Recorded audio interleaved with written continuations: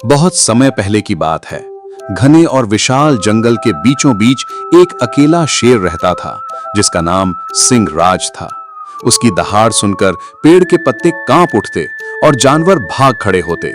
लेकिन जितना वो ताकतवर था, उतना ही न्यायप्रिय और समझदार भी था।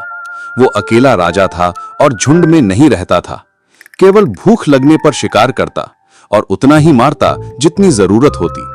इसीलिए जानवर उससे डरते भी थे और सम्मान भी करते थे। एक बार भयंकर गर्मी आई, जंगल में सूखा पड़ गया, नदियां और तालाब सूख गए, घास पीली पड़ गई और जानवर पानी की तलाश में भटकने लगे। सिंहराज भी प्यास से व्याकुल हुआ।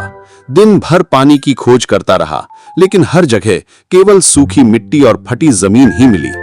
उसे लगा कि अगर पानी न मिला तो वो ज्यादा देर जीवित नहीं रह पाएगा। लेकिन उसने हार नहीं मानी और सोचा कि गुस्से या ताकत से कुछ नहीं होगा, धैर्य और समझदारी से काम लेना होगा। वो जंगल के एक कोने में पहुंचा, जहां मिट्टी थोड़ी नम थी, और उसने अपने मजबूत पंजों से खुदाई शुरू की। तपती धूप और प्यास के बावजूद उसने हिम्मत नहीं छोड़ी। घंटों मेहनत करने के बाद जमीन से ठंडा साफ पानी निकल आया। उसने अपनी प्यास बुझाई और वहां एक छोटा सा जलकुंड बन गया। धीरे धीरे बाकी जानवर भी वहां आने लगे। सभी डरते डरते पानी पीते, लेकिन शेर ने किसी को रोका नहीं। वो शांत बैठा सबको देखता रहा।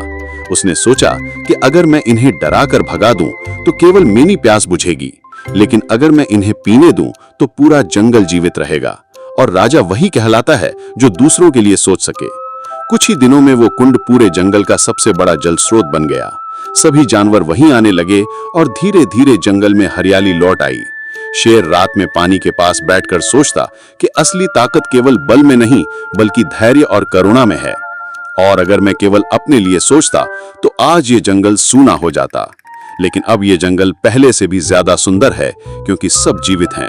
उस दिन से सिंहराज को केवल ताकतवर राजा नहीं, बल्कि दयालु और समझदार राजा माना जाने लगा।